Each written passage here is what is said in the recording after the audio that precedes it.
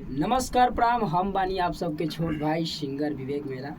और वह सबके बता दी कि आज बहुत खुशी के बात बा कि जो कि आरा से चल के बहुत ही अच्छा गायक जो कि सुपरस्टार निषाद जी, इनका नाम है, क्या नाम है अपना नाम पर? सिंगर दयानिधि साहनी, जो कि आरा से चल के आए हैं। और हमारे 20 तारीख से हम आए हैं निषाद रिकॉर्डिंग स्टूडियो में, जो कि हम लोग का सासाराम निषाद रिकॉर्डिंग स्टूडियो है।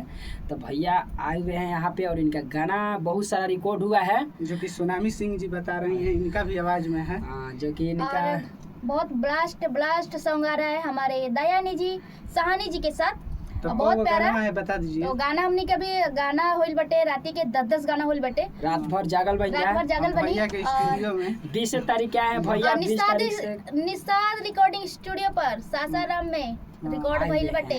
अब भैया बहुत दूर से चल के आइल बनी, वो भी सुबह ही आइल बनी।